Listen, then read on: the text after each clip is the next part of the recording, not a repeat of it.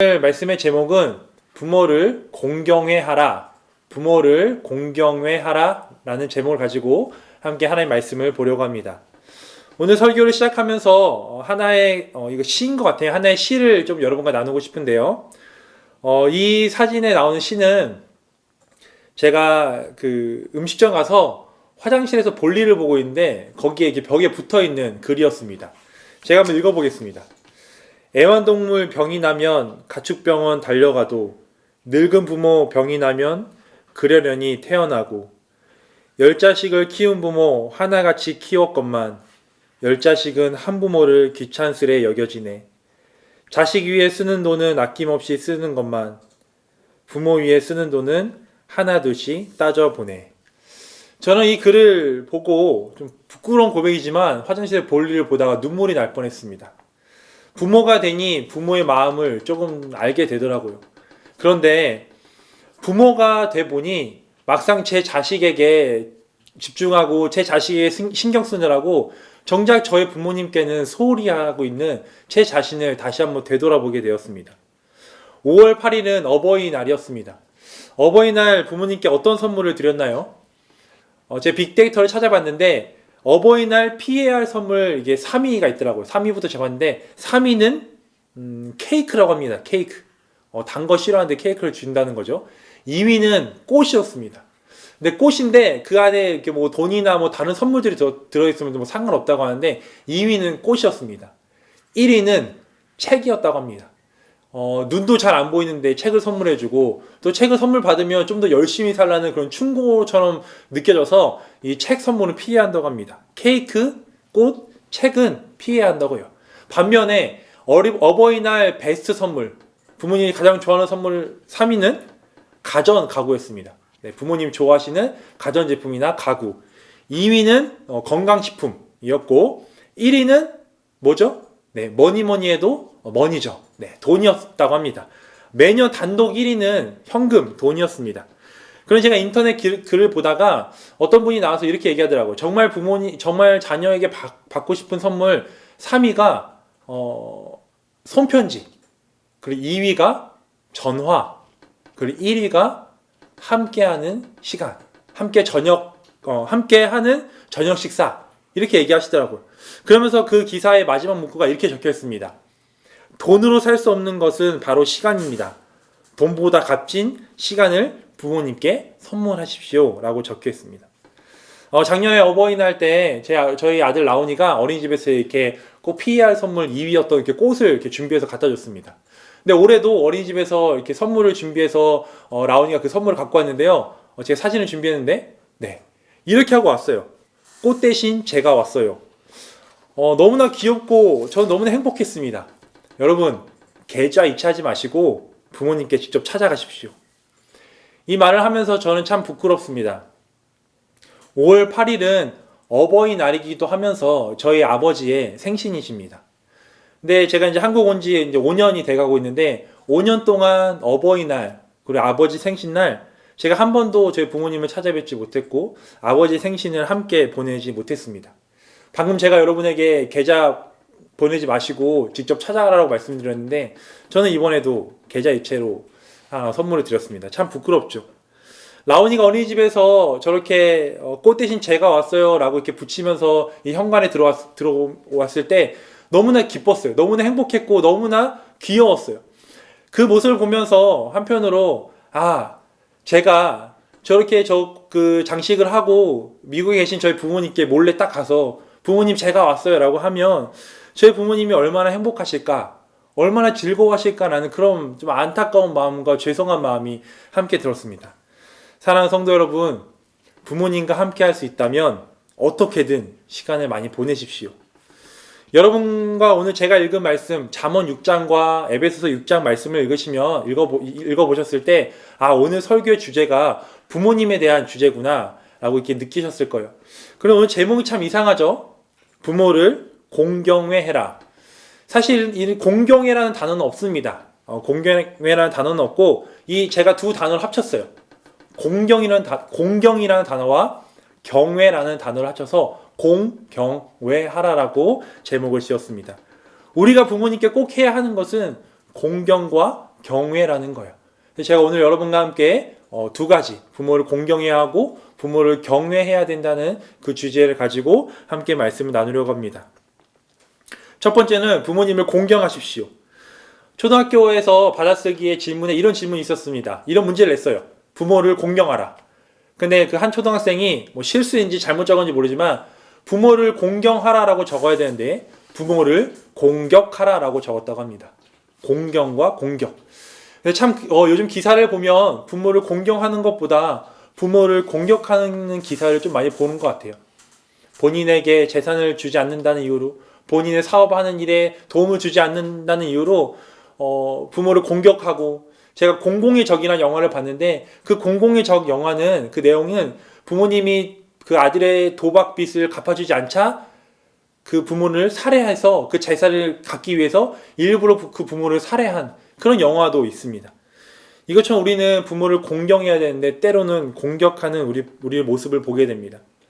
늙어서 부모님이 힘이 없다는 이유로, 경제적인 도움을 주지 않는다는 이유로 부모를 공격하죠. 근데 하나님께서는 부모 공경의 중요성을 성경 곳곳에 기록하셨고, 얼마나 중요하게 여기셨다면 10계명에 부모 공경하라라고 10계명에 기록해서 저에게 그 계명을 지키라라고 말씀하셨습니다. 히브리어로 공경이란 단어는 무겁다라는 뜻이고, 헬라어로는 존경하다, 칭찬하다, 귀하게 여기다라는 의미가 있습니다. 10계명을 자세히 보면 부모 공경이 얼마나 중요한 것인지를 볼 수 있습니다. 10계명을 우리가 두 분류로 나눌 수 있죠. 1계명부터 4계명까지는 하나님과 사람과의 관계, 그리고 5계명부터 10계명까지는 사람과 사람 사이에서 지켜야 할 계명들로 나눠져 있습니다. 그 중에 부모 공경은 하나님과의 공경 그 바로 다음 5계명에 부모를 공경하라라고 나와 있습니다. 이것은 부모 공경하는 것이 사람과 사람 사이에 지켜야 할 계명 중에 가장 중요한 계명이며 우선적인 계명이고 시작이라는 거예요. 또한 10계명을 보면 10가지의 계명 중에 8개 계명은 모두 하지 말라라는 부정적인 명령으로 끝납니다. 우상을 만들지 말라, 살인하지 말라. 그런 딱 두 가지 계명, 안식일을 지키라, 그리고 부모를 공경하라. 이 두 가지 계명은 긍정의 명령으로 되어 있어요. 그리고 오늘 저와 여러분이 읽은 에베소 6장 2절에 보면 약속이 있는 첫 계명이라고 기록하고 있어요. 이 약속이 있는 첫 계명이 무슨 뜻이냐면 10계명의 10가지 계명 중에 9가지 계명은 그냥 그 지키라라는 것에 끝나는데, 이 부모를 공경하라, 이 계명은 이 계명을 지키면 내가 이 땅에서 장수하리라라고 기록되어 있어요. 즉 부모 공경을 지키면 하나님께서 장수의 축복을 주신다는 거예요. 10계명에 보면 여호와가 내게 준 땅에서 내 생명이 길리라 라고 기록되어 있어요. 부모 공경하면 이 땅에서 내 생명이 길다라고 말씀하셨는데, 단순히 저희가 오래 길게 사는 것만 되어 있는 것이 아니라 내 땅, 즉 가정, 학교, 직장에서 그 자녀가 부모를 공경하면 선한 영향력을 끼친다는 그런 의미가 담겨 있습니다. 우리는 태어나서 처음으로 관계를 맺는 사람이 바로 부모님이에요. 그렇기에 모든 관계, 모든 인간관계의 시작은 부모님과의 관계로부터 시작돼요. 우리가 부모님을 잘 공경하고 부모님을 잘 대해준 사람들은 주변의 사람들과 인간관계가 참 좋은 것을 볼 수 있습니다. 이처럼 부모를 공경하라 라는 계명이 10계명에 적혀있고 성경 곳곳에 하나님께서 기록하셨는데 왜 부모를 공경하라 이렇게 강조하셨을까? 고민해보면 부모 공경은 참 쉽지 않은 것 같아요. 10계명에 부모를 공경하라 라는 얘기보다 자녀를 사랑하라 라는 계명이 있으면 조금 더 쉽지 않을까. 근데 참 부모 공경하는 것은 쉽지 않다는 겁니다.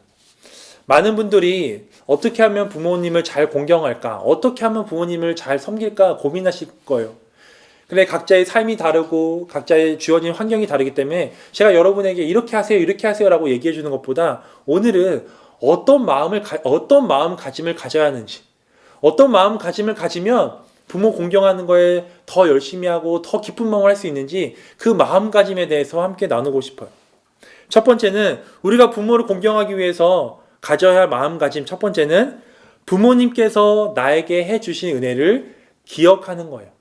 부모님께서 여러분에게 해주신 은혜를 기억하는 겁니다. 지금까지 살면서 부모님 우리에게 수많은 것을 해주셨어요. 수많은 것을 주셨어요. 가장 중요한 생명을 주셨죠. 그런데 우리는 그 은혜를 잊고 살아갑니다. 이스라엘 백성들, 하나님께서 이스라엘 백성들을 애굽 땅에서 구원해 주시고 광야에서 수많은 은혜를 베풀어 주셨는데 이스라엘 백성들은 그것을 잊어버리고 하나님께 불평불만하는 것처럼 우리가 부모님께 수많은 은혜를 받았는데 그것을 잊고 살면서 불평불만하는 제 자신을 보고 또 여러분을 돌아보게 됩니다. 지금도 부모님 우리에게 많은 은혜를 부어주시고 많은 것들을 해주시고 계세요. 제가 인터넷에 찾아보다가 이런 글을 봤습니다. 글의 제목은 이거예요. 너무 늦게 깨달았습니다. 잘 들어보세요. 너무 늦게 깨달았습니다. 부모님의 키가 왜 작아지셨는지 아십니까? 머리로 무거운 짐을 이고 다니셨기 때문입니다. 부모님의 몸이 야윈 이유를 아십니까? 자녀들에게는 생선 살을 주시고 본인은 생선 머리를 드셨기 때문입니다. 부모님이 왜 자주 아프신지 아십니까? 우리가 아플 때 주님 이 아픔을 내게 주시고 내 아이에게는 건강을 달라고 기도하셨기 때문입니다. 부모님이 왜 서둘러 이 세상을 떠나 하늘나라로 돌아가신 이유를 아십니까? 자녀에게 짐이 될까봐 그렇게 하셨습니다. 너무 늦게 깨달아 죄송합니다. 사랑하는 성도 여러분, 저와 여러분은 너무 늦게 깨닫지 않길 소망합니다. 부모님이 해주신 은혜를 기억하며 마음에 새기며 부모님을 공경하시기 바랍니다. 두 번째는 부모님과의 만남이 하나님의 계획이고 하나님의 뜻이라는 거예요. 인생은 선택의 연속이다라는 말이 있습니다. 우리 살면서 많은 선택을 하고 살아가요. 제가 교회 올 때도 참 많은 선택을 했죠. 어떤 길로 올까? 또 어떤 옷을 입을까? 수많은 선택을 하는데 부모님은 내가 선택할 수 없는 거예요. 부모님은 우리가 선택하는 것이 아니라 하나님께서 정해주신 것입니다. 하나님의 선택이신 거예요. 하나님의 선택은 오차가 없으세요. 하나님의 선택은 다 뜻이 있다는 거예요. 나의 출생이 하나님의 뜻 가운데 이루어졌음을 인정하고 감사하는 거예요. 정말 하지 말아야 될 것이 바로 비교입니다. 다른 부모와 비교하면 안 돼요. 비교하면 비참해지거나 교만해집니다. 절대 우리 부모와 다른 부모님을 비교하지 마십시오. 우리 부모님은 하나님께서 나에게 주신 선물이고 하나님께서 나에게 행하신 첫 번째 계획이시라는 거예요. 그래서 부모님은 자녀를 양육해야 되지만 반대로 자녀는 부모를 공경해야 한다는 거예요. 우리 믿음 생활하면서 우리가 해야 하고 우리가 원하고 바라는 일이 뭐예요? 주님 기쁘시게 하는 일이에요. 여러분 주님 기쁘시게 하는 일이 무슨 일인지 제가 알려드릴까요? 골로새서 3장 20절을 봅시다. 자녀들아 모든 일에 부모에게 순종하라. 이는 주 안에서 기쁘게 하는 것이니라. 우리가 부모님을 순종하고 부모님 말씀 순종하고 부모님께 공경할 때 주님은 기뻐하신다라고 말씀하고 계십니다. 하나님께서 우리를 부모님과 만나게 해주시고 이 가정에 자녀를 보내주신 거 하나님의 뜻이고 하나님의 계획하신 것을 마음속에 새기시길 바랍니다. 마지막 세 번째 우리가 가져야 할 마음가짐은 나도 언젠간 부모님과 같은 처지가 될 날이 온다는 거예요. 저도 언젠간 지금의 부모님의 나이가 돼서 늙은 그 순간의 나이가 된다는 거예요. 지금 늙으신 부모에게 어떻게 하느냐에 따라 우리의 자녀들이 내가 늙었을 때 어떻게 해주느냐가 결정된다는 것이지요. 제가 이 부분을 준비하면서 예전에 들었던 하나의 스토리가 생각났어요. 이것도 제가 찾아봤는데 거기 딱 있더라고요. 제가 그대로 읽어드릴게요. 옛날 고려장이 있던 시절의 이야기입니다. 너무도 가난하여서 먹고 살기가 어려워 늙으신 부모님을 산에 버리려고 했습니다. 아들이 노부부를 지게에 태우고 어린 자식과 함께 산으로 갔습니다. 목적지에 닿은 아들은 눈물을 흘리며 돌아서 집으로 오려고 하는데 어린 자식이 늙으신 부모를 지고 갔던 그 지게를 다시 집으로 가지고 오려고 하였습니다. 이에 놀란 아들은 얘야 그것을 무엇에 쓰려고 하느냐 버리거라 하였습니다. 그러자 그 어린 자식은 이렇게 대답을 했다고 합니다. 아버지가 할머니, 할아버지를 이 지게에 태워서 이 산에 버렸잖아요. 나도 나중에 아버지, 어머니가 늙으면 이 지게로 짊어지고 와야지요. 돈도 없는데 지게를 또 살 수는 없잖아요. 그래서 그 아들은 자신의 행동을 크게 뉘우치고 늙으신 부모님을 도로 집으로 모시고 와서 함께 살았다고 합니다. 저는 태어날 때부터 미국으로 이민 가기는 20대 그때까지 저희 할머니께서 저희 친할머니와 함께 살았습니다. 저희 친할머니가 저를 길러주셨고 저희와 함께 살았습니다. 함께 살면서 저는 저희 부모님께서 저희 친할머니께 하시는 말과 행동을 보고 자랐어요. 그러면서 지금 돌아보면 저희 부모님이 저희 할머니께 하셨던 그 행동과 그 말을 최대한 그대로 좀 따라 해보려고 해요. 공경을 낳습니다. 공경을 낳아요. 여러분이 지금 살아계신 부모님께 어떻게 하느냐에 따라서 여러분의 자녀가 여러분이 늙었을 때 그대로 따라한다는 거예요. 그렇기 때문에 우리도 언젠간 그 늙으신 부모의 자리로 그 처지가 될 때 우리 자녀가 나를 공경하기 바라는 마음이 지금 있다면 다 계시겠죠? 지금 여러분의 부모님께 공경하시길 바랍니다. 이렇게 세 가지의 마음가짐을 갖고 있다면 여러분 부모를 공경하는 것이 힘든 것이 아니라 기쁨이 되고 즐거움이 될 거라는 그런 마음이 듭니다. 사랑하는 성도 여러분, 이 마음가짐을 가지고 여러분의 방법으로 여러분의 처해진 그 상황 가운데 부모님을 공경하시기 바랍니다. 두 번째는 부모님을 경외하십시오. 경외라는 단어는 공경이라는 단어보다 조금 더 강력하고 조금 더 강력한 의미를 가지고 있습니다. 경외라는 단어가 성경에 171번 나와요. 171번 나오는데 170번은 그 경외의 대상이 하나님이에요. 하나님 여호와예요. 하나님을 경외하라, 여호와를 경외하라. 그런데 딱 한 번 그 대상이 다릅니다. 한번 찾아볼까요? 레위기 19장 3절. 제가 한번 읽어볼게요. 너희 각 사람은 부모를 경외하고 나의 안식일을 지키라. 나는 너희의 하나님 여호와이니라. 대상이 누구예요? 부모님이에요. 성경은 왜 부모님을 경외하라라고 말씀하셨을까요? 그 이유는 부모님은 하나님께서 이 땅에 세우신 하나님의 대리자이기 때문입니다. 그렇기 때문에 부모님의 사회적 지위가 어떠한 지위인지, 부모님의 신체적, 정신적 상태가 어떠하냐에 따라서 상관없이 우리는 부모님을 존경하고 사랑해야 하고 경외해야 된다는 거예요. 하나님 대하듯 부모님을 대해야 된다는 겁니다. 성경에서 말하는 경외는 여러 의미가 있는데 창세기에 보면 아브라함의 그 이삭을 바치는 사건에서 경외를 이렇게 표현하고 있어요. 이렇게 좀 정의를 하고 싶은데 이해되지 않지만 무조건적 순종. 이해되지 않지만 무조건적 순종이 경외라는 거예요. 하나님께서 아브라함에게 이삭을 바치라고 말씀하십니다. 아브라함의 입장으로는 정말 참 힘든 순종이죠. 어이가 없고 이해할 수 없는 순종입니다.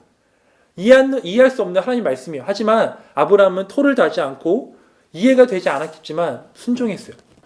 그 순종을 했을 때 그 이삭을 바치고 나서 하나님께서 아브라함에게 이렇게 말씀하세요. 창세기 22장 12절 뒷부분에 보면 이렇게 말씀하세요. 이제야 내가 하나님을 경외하는 줄을 아노라 라고 말씀해요. 그 이해할 수 없는 무조건 순종을 했을 때 하나님께서 이제 너가 여호와 하나님을 경외하는구나 라고 말씀하셨어요. 이것처럼 우리가 때로는 부모님이 이해되지 않는 말을 하고 때로는 이해되지 않을지라도 우리 부모님께 순종하고 부모님을 경외해야 된다는 거예요. 살다 보면 부모님이 시간이 지나서 연세가 들면 부모님이 참 예전 같지가 않아요. 어렸을 때는 모든 것을 다 해줄 것 같은 그런 슈퍼맨 같던 아버지가, 원더우먼 같은 어머니가 시간이 흘러 늙게 되시면 내가 기대했던 슈퍼맨과 원더우먼은 사라지고 오히려 자녀인 제가 슈퍼맨인 또 원더우먼이 돼서 부모님을 도와드리고 부모님께 뭔가 해드려야 되는 순간이 옵니다. 부모님은 시간이 지나면 예전과 같지 않아요. 이해력이 떨어집니다. 이해할 수 없는 말씀을 하십니다. 시대가 뒤떨어지는 말씀을 하시고 때로는 자녀들에게 상처를 주십니다. 때로는 실수 같은 말씀을 하시고 어린아이처럼 때로는 이기적으로 변하십니다. 그러나 하나님의 말씀에 따라 부모를 경외하는 우리는 그럼에도 불구하고 이해되지 않음에도 불구하고 부모님께 순종하고 부모님께 경외해야 한다는 거예요. 부모님 말씀에 좀 순종했으면 좋겠어요. 우리가 부모님 말씀하면은 부정적인 표현을 뭐라고요? 잔소리라고 하죠. 제가 며칠 전에 그 청소년을 두고 있는 부모님 한 어머니가 저에게 와서 이렇게 하소연 아니고 이런저런 얘기를 하시다가 이렇게 좀 억울하고 상처받았다라고 얘기하더라고요. 그래서 어떤 얘기인지 들어봤어요. 어떤 얘기냐면 아들이 그 감기 기운 있는 거예요. 그래서 그 어머니가 아들에게 감기 기운이 있고 감기가 들 것 같으니까 따뜻한 차를 마시고 또 이렇게 따뜻하게 입고 자라 이렇게 말을 했다고 합니다. 근데 어떻게 해요? 그 아들은 잔소리처럼 여겨서 안 들었죠. 결국 이제 좀 감기가 좀 심해지니까 어머니와 같이 이제 병원에 갔다고 합니다. 병원에 가서 의사 선생님이 만났어요. 근데 정말 놀랍게도 의사 선생님이 어머니가 했던 말 그대로 했습니다. 감기가 점점 심해지는데 따뜻한 차를 마시시고 집안에 있을 때 좀 따뜻하게 계세요라고 이렇게 얘기했다고 합니다. 그 아들이 집에 돌아갔어요. 어떻게 했을까요? 네. 갑자기 커피포트에 물을 끓이고 차를 마시고 갑자기 겨울 이불을 꺼내서 이불을 덮고 이렇게 있는 거를 그 어머니가 보시고 너무나 억울했다고 합니다. 10몇 년을 키워온 아들이 단 1분? 한 몇 분 본 그 의사 선생님의 말을 듣고 본인의 말을 듣지 않은 것에 상처받았다고 합니다. 우리 부모님의 잔소리를 잔소리로 여기는 것이 아니라 오늘 말씀처럼 오늘 잠언의 말씀에서 뭐라고요? 부모의 훈계와 명령을 떠나지 말고 그 명령을 마음에 새기고 목에 매라고 기록하고 있어요. 그러면 그것들이 나를 힘들게 하고 고통스럽게 하는 것이 아니라 그것이 등불이 되고 생명의 길이라고 말씀하고 계세요. 부모님의 잔소리는 잔소리가 아니라 우리의 길을 밝혀주는 빛이며 우리의 생명의 길로 인도하는 내비게이션의 음성이라는 거예요. 이해되지 않더라도 때로는 시대에 벗어난 얘기를 할지라도 부모님의 말씀에 순종하며 경외하는 여러분 되기 소망합니다. 하나님을 경외하듯 부모님을 경외하십시오. 여러분 참 엉뚱한 생각이지만 하나님이 나이가 드신다고 여러분 하나님 무시하십니까? 하나님 나이가 드신다고 하나님이 능력이 없어지신다고 여러분 그렇게 판단해서 하나님 말씀 안 들으세요? 하나님이 여러분 원하는 거 안 들어주신다고 삐지거나 하나님 원망하십니까? 이것처럼 우리가 부모님이 나이가 들어도 때로는 우리의 말을 듣지 않고 때로는 이해할 수 없는 말을 할지라도 하나님을 경외하듯 부모님을 경외하는 여러분 되기 소망합니다. 성경에 보면 죄를 지으면 형벌이 있다고 기록되어 있습니다. 근데 그 중에 부모님을 거역하는 그 대가의 죄를 엄격하게 다루고 있어요. 제가 찾아봤습니다. 여러분 지금부터 여러분에게 말씀드린 이 성경 구절을 마음속에 잘 기억하십시오. 출애굽기 21장 15절 자기 아버지나 어머니를 치는 자는 반드시 죽일지니라. 출애굽기 21장 17절 자기의 어머니나 아버지를 저주하는 자는 반드시 죽일지니라. 잠언 20장 20절 자기의 아비나 어미를 저주하는 자는 그의 등불이 흑암 중에 꺼짐을 당하리라. 제가 여러분 협박하는 것이 아니에요. 협박하는 것이 아니라 반대로 또 십계명 보면은 여러분 장사한다고 이 땅에서 이 땅에 많은 선한 영향을 끼친다고 말씀하는 것처럼 우리가 부모 공경하는 일에 대충 하지 말고 정말 목숨을 다해서 내가 이렇게 안 하면 정말 죽을 수도 있겠구나라는 그 마음을 가지고 부모를 공경하고 부모를 경외하는 여러분이 되길 소망합니다. 그래서 여러분이 부모님을 경외할 때 그런 형벌이 아닌 하나님이 주신 그 축복을 받는 그런 일들이 일어나길 소망합니다. 우리는 부모님을 공경하며 경외해야 합니다. 공경해서 끝나는 것이 아니라 경외도 하십시오. 그래서 오늘 말씀의 제목처럼 공경외 우리 부모님을 공경히 합시다. 말씀을 마무리하면서 또 말씀을 준비하고 말씀을 정리하면서 한편으로 좀 불편한 마음이 있었습니다. 왜냐하면 제가 어떤 분들이 떠올랐냐면 이 설교를 준비할 때 설교 듣는 대상들을 생각해요. 어떤 대상이 들을까? 근데 이 중에는 제 설교를 듣는 분들 중에는 부모님을 천국에 먼저 보내신 분들이 계실 거예요. 그 분들이 생각났어요. 그 분들에게는 오늘의 설교가 공감이 되지 않겠구나. 또한 오늘의 설교가 그분들에게 때로는 힘든 설교가 될 수 있겠구나라는 그런 마음이 들었습니다. 그렇지만 그런 여러분들도 천국에 계신 부모님께 공경하며 경외할 수 있다는 것을 좀 알려드리고 싶어요. 제 얘기를 하자면 아까 제가 중간에 말씀드렸듯이 저희 친할머니와 제가 태어날 때부터 저희 친할머니 쭉 살았는데 저희 친할머니는 저희 부모님 같은 존재였습니다. 부모님이 두 분 다 이렇게 일을 하셔서 저희 할머니가 저를 키워주셨어요. 저희 할머니가 저를 키워주셨는데 8년 전에 저희 할머니가 돌아가셨습니다. 8년 전에 돌아가시고 제가 사역자가 되고 이렇게 제가 바라는 것 중에 하나가 뭐였냐면 제가 설교하는 자리에 저희 할머니가 이렇게 오셨으면 하는 그런 마음이 있었는데 그걸 하지 못했죠. 근데 제가 사역자가 돼서 이렇게 설교를 하고 어느 날 설교하고 이렇게 내려가서 앉아서 기도를 하는데 그런 마음을 받았습니다. 할머니께서 천국에 보시고 매우 흐뭇해 하신다는 그런 마음을 받았어요. 재선아 정말 잘하고 있구나. 그런 마음을 받았어요. 천국에서 할머니가 하나님께 이렇게 막 얘기하셨던 것 같아요. 하나님 저기서 설교하고 있는 자가 제 손자입니다. 너무 기뻐하시는 그런 마음을 받았습니다. 그때 우리 부모님 천국에 계셔도 내가 이 땅에서 하나님 뜻대로 하나님 말씀대로 순종하며 거룩한 삶을 살 때 천국에 계신 부모님이 할머니가 기뻐하시겠구나. 이것이 공경하고 경외할 수 있는 일이에요. 절대 여러분 실망하지 마시고 여러분이 이 땅에서 하나님 뜻대로 살 때 천국에 계신 부모님이 잘하고 있구나. 나를 공경하고 나를 경외하고 있구나라고 흐뭇해 하실 거예요. 반대로 부모님이 이 땅에 살아계신 성도 여러분 부탁드리고 여러분과 좀 하고 싶은 게 하나 있습니다.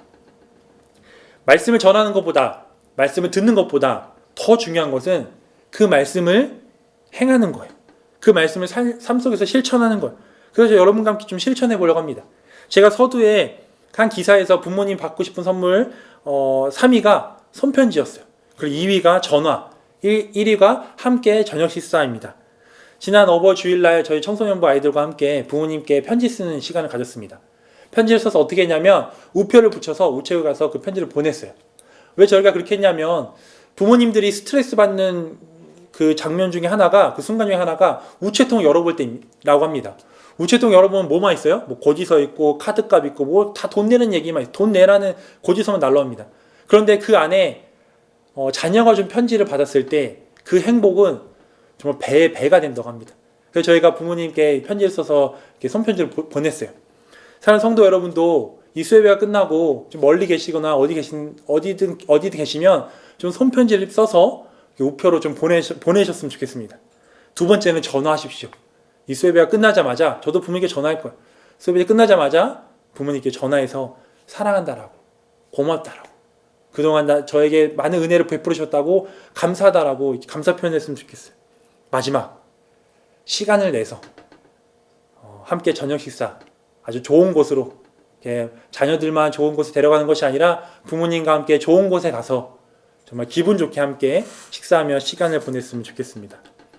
세상의 가장 파괴적인 단어는 나중이란 단어고 생산적인 단어는 지금이란 단어라고 합니다.